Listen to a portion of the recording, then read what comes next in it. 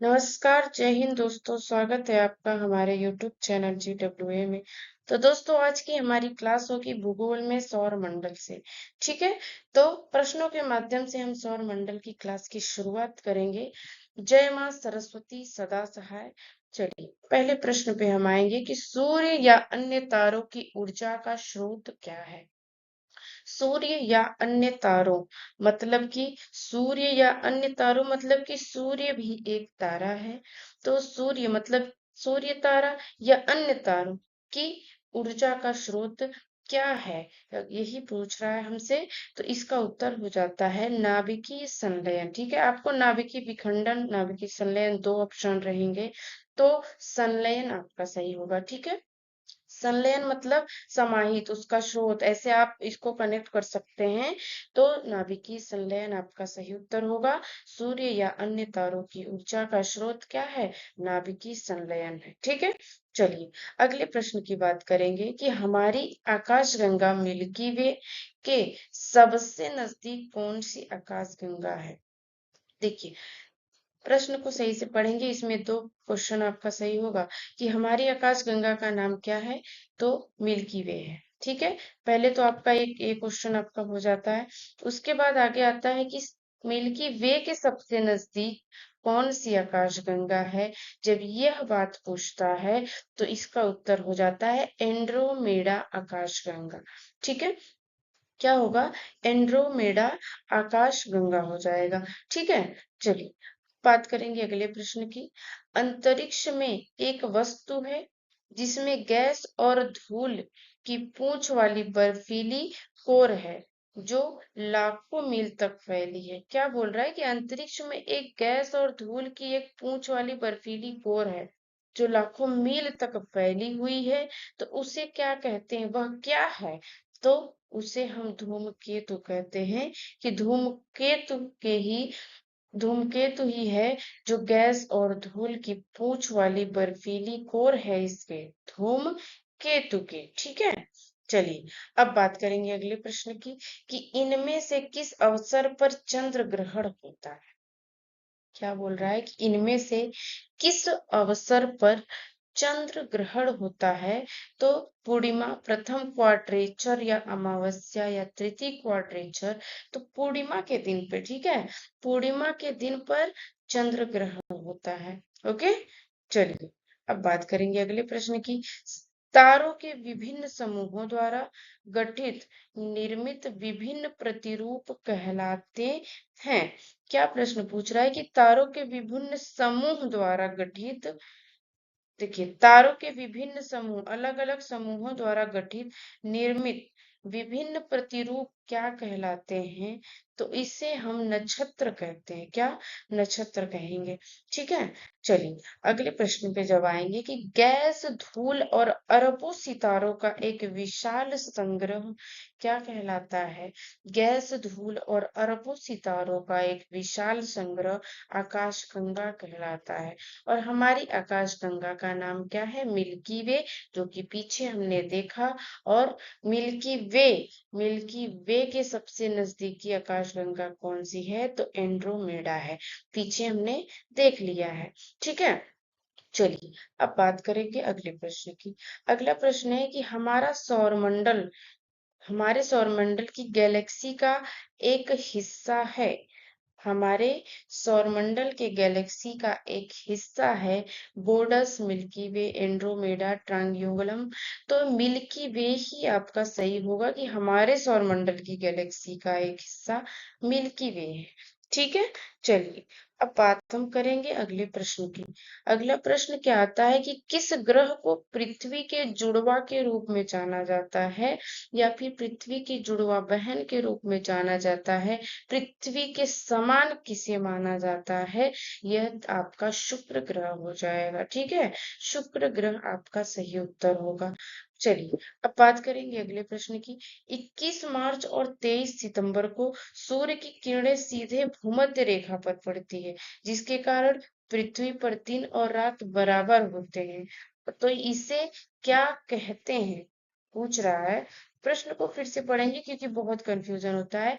21 मार्च और 23 सितंबर को, ये बात याद रहे कि 21 मार्च और 23 सितंबर को ही पृथ्वी पर दिन और रात बराबर होते हैं। और किस कारण से? कि सूर्य की किरणें सीधे भूमध्य रेखा पर पड़ती हैं। तो यही इसका कारण है कि पृथ्वी पर दिन और रात बराबर होते हैं। कब? 21 मार्च और 23 सितंबर को। तो इसे क्या कहते हैं? ये आपका पूछा है प्रश्न। तो विषुव कहते हैं। ठीक है, विषुव इसे कहते हैं।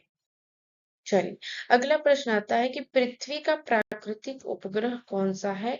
ये तो सबको पता है कि पृथ्वी का प्राकृतिक उपग्रह चंद्रमा। ठीक है, ये तो एकदम आसान सा प्रश्न हो जाता है आपके लिए। चलिए, अगला प्रश्न आता है कि ब्रह्मांड का अध्ययन के रूप में जाना जाता है।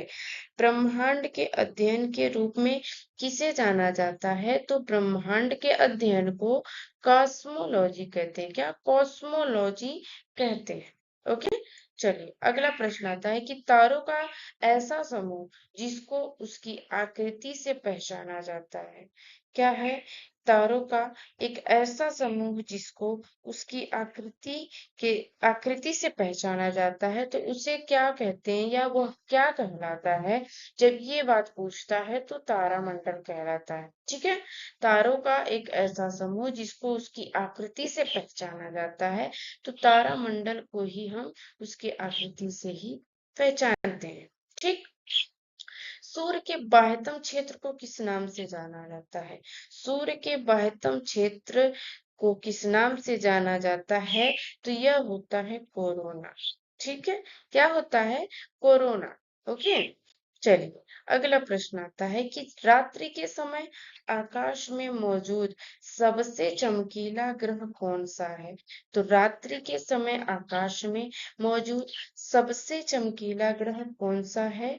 तो वह शुक्र है। आप सभी ने देखा होगा रात्रि में आकाश में एक ऐसा ग्रह है जो बहुत ज्यादा, सबसे ज्यादा चमकता है, तो उसे ही शुक्र कहते हैं। ठीक है, उसे ही शुक्र कहते हैं। ये बात आप ध्यान रखें।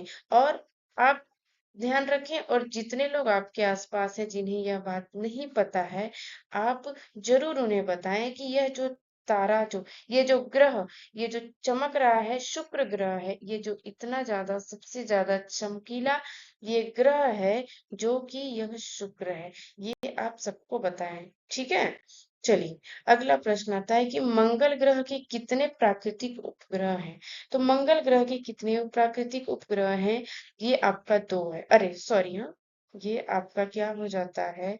ये आपका 2 हो जाता है। ठीक है, मंगल ग्रह का कितना प्राकृतिक उपग्रह है? तो ये आपका हो जाता है 2। ठीक है, चलिए, अगले प्रश्न पे आएंगे। पूर्णिमा तिथि को पहला दिन मानते हुए किस दिन चंद्रमा अदृश्य हो जाता है? तो पूर्णिमा तिथि को पहला दिन मानते हुए चंद्रमा अदृश्य हो जाता है किस दिन को? ठीक है, तो इसका उत्तर हो जाता है 15वें दिन।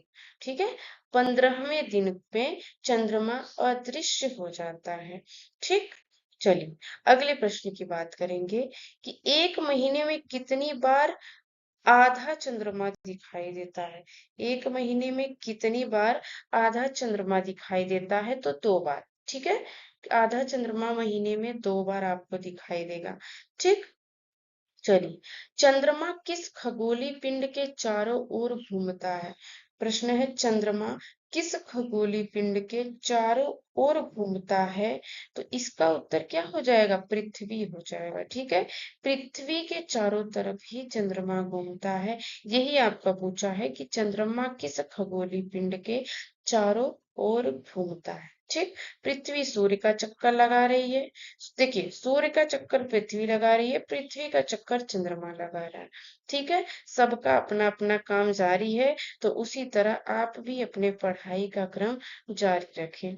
ठीक है, चलिए, अगला प्रश्न आता है कि जब 3/4 चांद दिखाई देता है तो उसे क्या कहा जाता है? जब 3/4 चांद दिखाई देता है, कितना बढ़िया क्वेश्चन है कि जब 3/4 चांद दिखाई देता है तो उसे क्या कहा जाता है? उसे उन्नतोदर चंद्र कहते हैं। देखिए, सौर मंडल से आपका सारा प्रश्न है इस क्लास में, तो यह मत सोचिएगा कि कुछ भी प्रश्न आ गया है। ये सब खोज खोज के लाया गया है कि अलग अलग, देखिए एग्जाम में ऐसा नहीं कि एक एग्जाम कोई है तो उसी में, अलग अलग परीक्षाओं में सौरमंडल से जितने भी प्रश्न बन सकते हैं या फिर आए हुए हैं, वह सारा प्रश्न इस क्लास में, सारा निचोड़ आपको मिला हुआ है। ठीक है, तो चलिए अब बात करेंगे अगले प्रश्न की। अगला प्रश्न होता है कि रात्रि के समय आकाश में सबसे चमकीली वस्तु कौन सी दिखाई देती है? रात्रि के समय सबसे चमकीली वस्तु कौन सी दिखाई देती है? तो देखिए, सबसे चमकीला अगर वहां पे ग्रह की बात होता है तो शुक्र ग्रह बात करेंगे हम, लेकिन यहाँ पे ग्रह है भी नहीं। यहाँ पे आपका चंद्रमा ऑप्शन सही हो जाएगा। हालांकि मंगल ग्रह का बात यहाँ पे हुआ है, लेकिन शुक्र नहीं है। और यहाँ पे आपका सीधा उत्तर हो जाएगा चंद्रमा। ठीक है, चलिए अगला प्रश्न आता है कि पृथ्वी किस प्रकार का खगोलीय पिंड है? तो पृथ्वी किस प्रकार का खगोलीय पिंड है? तो आपको मालूम ही होगा कि पृथ्वी एक ग्रह है, तो ऑप्शन में आपको नजर आता है तो सीधा टिक कर देंगे। ठीक, चलिए अगला प्रश्न आता है, निम्नलिखित में बृहस्पति का चंद्रमा कौन सा नहीं है? बृहस्पति का चंद्रमा कौन सा नहीं है? तो यूरोपा, आयो, टाइटन, गैनीमेड। ठीक है, तो ये आपका जो टाइटन है यही आपका, ये पृथ्वी का बृहस्पति का चंद्रमा नहीं है। ठीक है, चलिए अगला प्रश्न आता है, तारे मुख्यतः किससे बने होते हैं? तारे मुख्यतः किससे बने होते हैं? तो हाइड्रोजन और हीलियम आपका किस ऑप्शन में है? तो वही ऑप्शन सही हो जाएगा, ऑप्शन दूसरा, हाइड्रोजन और हीलियम से। तारे मुख्यतः किससे बने होते हैं? हाइड्रोजन और हीलियम से। ठीक, चलिए अगला प्रश्न है, ब्लैक होल की जानकारी सर्वप्रथम दी थी किसने? ब्लैक होल की जानकारी सर्वप्रथम किसने दी थी? तो इसका उत्तर हो जाएगा एस चंद्रशेखर ने। चंद्रशेखर ने ब्लैक होल की जानकारी सबसे पहले दी थी। ठीक है, चलिए अगला प्रश्न आता है कि यूरेनस के कितने उपग्रह हैं? यूरेनस के 27 उपग्रह हैं। ठीक है, यूरेनस के 27 उपग्रह हैं। अब बात करेंगे अगले प्रश्न की। 8 ग्रहों में बुध सूर्य से कौन से स्थान पर स्थित है? तो यह तो सबको पता है कि बुध पहले स्थान पे है। ठीक है, बुध पहले स्थान पे आपका हो जाता है। अब बात करेंगे अगले प्रश्न की, निम्नलिखित में से कौन सा ग्रह सबसे कम तीव्रता से चलता है? सबसे कम तीव्रता से कौन सा ग्रह चलता है? तो इसका उत्तर आपका होगा शनि। ओके, चलिए अगला प्रश्न है, किस ग्रह के चारों ओर स्पष्ट वलय होते हैं? स्पष्ट वलय सबसे, हाँ, किस ग्रह के चारों ओर स्पष्ट वलय होते हैं? तो अगर आपका ऑप्शन तीसरा कौन सा है? शनि। शनि ऑप्शन में आ जाए सीधे आप करेंगे सही उत्तर। ठीक है, चलिए अगला प्रश्न है कि निम्नलिखित में से कौन सा ग्रह पूर्व से पश्चिम पश्चगामी दिशा में सूर्य की परिक्रमा करता है? क्या बोला है, फिर से पढ़ेंगे। कौन सा ग्रह पूर्व से पश्चिम, पूर्व से पश्चिम पश्चिगामी दिशा में सूर्य की परिक्रमा करता है? तो इसका उत्तर क्या हो जाएगा?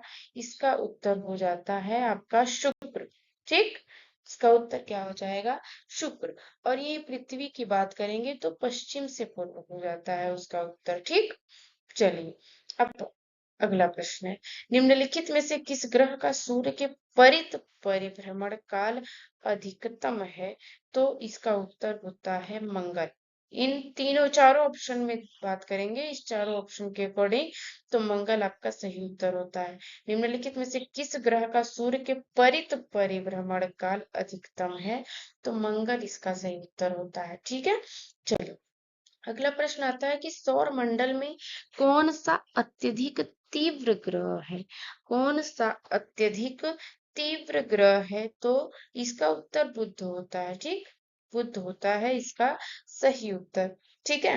चलिए अगला प्रश्न आता है, पार्थिव ग्रह कौन कौन से हैं?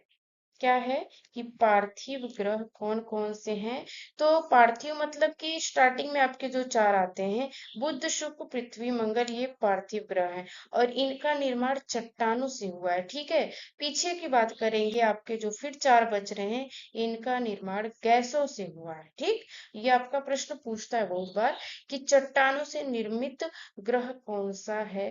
तो बुध शुक्र पृथ्वी मंगल, जो शुरुआत के चार आपके क्रम से हैं, यही आपका चट्टानों से निर्मित हो जाता है, जिसे ही पार्थिव ग्रह भी कहते हैं। ठीक है। चलिए अगला प्रश्न आता है, सूर्य में नाभिकीय ईंधन है। सूर्य में नाभिकीय ईंधन हाइड्रोजन हो जाता है। ठीक है। क्या होता है? हाइड्रोजन आपका एकदम सही उत्तर हो जाता है। ठीक। अब चलिए बात करेंगे अगले प्रश्न की, जब सूर्य से पृथ्वी की दूरी अधिकतम होती है तो इसे कहा जाता है। देखिए इस प्रश्न में बहुत ज्यादा कंफ्यूजन होता है कि अब देखिए अपस्वर और उपस्वर में सबको हम बहुत ज्यादा कंफ्यूजन होता है कि अधिकतम कौन सी है, न्यूनतम, इसमें बहुत ज्यादा कंफ्यूजन होता है। तो जब सूर्य से पृथ्वी की दूरी अधिकतम होती है तो उसे हम अपसौर कहते हैं। देखिए अ है, ठीक है, का अपसौर हो जाता है। ठीक है। चलिए अगला प्रश्न आपका आता है कि क्षुद्र ग्रह सूर्य के चारों ओर किनके बीच चक्कर लगाते हैं? क्षुद्र ग्रह की बात कर रहा है, ये छोटे छोटे कण होते हैं। ये क्षुद्र ग्रह सूर्य के चारों ओर किनके बीच चक्कर लगाता है? तो इसका बात हम करेंगे तो ये मंगल और बृहस्पति के बीच में क्षुद्र, देखिए ये हो जाता है मंगल, ये हो जाता है बृहस्पति। तो इसमें जो है छोटे छोटे छोटे छोटे ये जो कण आपको नजर आ रहे हैं, यही आपका क्या हो जाता है? क्षुद्र ग्रह हो जाता है। ठीक है। यही आपका क्षुद्र ग्रह हो जाता है। ठीक, समझ में आ गया होगा आपको। इसीलिए बोल रहा है कि क्षुद्र ग्रह सूर्य के चारों ओर किनके बीच चक्कर लगाता है? तो ये मंगल हो गया, ये बृहस्पति हो गया, इनके बीच में ये जो आपका क्षुद्र ग्रह है चक्कर लगा रहा है। ठीक। चलिए अगला प्रश्न आता है, अगला प्रश्न है कि एक उपग्रह में बैठे हुए अंतरिक्ष यात्री को आकाश का रंग प्रतीत होता है। कैसा? आकाश का रंग कैसा प्रतीत होता है? काला। ठीक है, काला प्रतीत होता है। चलिए अगला प्रश्न है कि टाइटन किस ग्रह का उपग्रह है? पीछे हमने आपको नहीं बताया इसीलिए, क्योंकि आगे हमने प्रश्न रखा था। तो टाइटन किस ग्रह का उपग्रह है? ये आपका शनि हो जाता है, जिसमें स्पष्ट वलय पाए जाते हैं शनि में। ठीक है। चलिए अब बात करेंगे अगले प्रश्न की, निम्नलिखित में से कौन सा सौर परिवार से संबंधित नहीं है? तो सौर परिवार में क्षुद्र ग्रह, ग्रह, धूमकेतु, नक्षत्र, ये सारे हो जाएंगे, लेकिन ये आपका निहारिका नहीं होगा। ठीक है। निहारिका सौर परिवार में इसकी गिनती नहीं होती है। तो यही आपका पूछा था। ठीक है। चलिए अगला प्रश्न आता है, अगला प्रश्न है कि सूर्य के वर्णमंडल में गैसों के तूफान दिखाई देते हैं। क्या है? सूर्य के वर्णमंडल में गैसों के तूफान दिखाई देते हैं कब? ये सूर्य ग्रहण के दौरान दिखाई देते हैं। ठीक है। सूर्य ग्रहण के दौरान ही सूर्य के वर्णमंडल में गैसों के तूफान दिखाई देते हैं। ठीक। चलिए अब बात करेंगे अगले प्रश्न की, आकाश गंगा मंदाकिनी सबसे पहले देखी थी किसने? तो यह सबसे पहले गैलीलियो ने देखी थी। किसने? गैलीलियो ने सबसे पहले देखी थी। अब बात करेंगे अगले प्रश्न की, ध्रुव तारा कौन सी दिशा को दर्शाता है? देखिए इस प्रश्न का उत्तर आप करेंगे कमेंट बॉक्स में, इसका उत्तर हम आपको नहीं बताएंगे। और दोस्तों क्लास आपको बहुत पसंद आई होगी। ठीक है, ये हमको पूरा विश्वास है, क्योंकि इतने सिलेक्टेड क्वेश्चन हमने क्लास में रखे हैं और सब आपको समझ में भी आया होगा, आशा करते हैं। और अगर क्लास पसंद आई है तो क्लास को लाइक करेंगे, सबको शेयर करेंगे, और हाँ चैनल पर पहली बार आए होंगे तो चैनल को सब्सक्राइब जरूर करिएगा। ठीक है। Thank you. और हाँ कमेंट बॉक्स में इसका आंसर जरूर करिएगा आप लोग। ठीक है। चलिए मिलते हैं आपसे अगली क्लास में।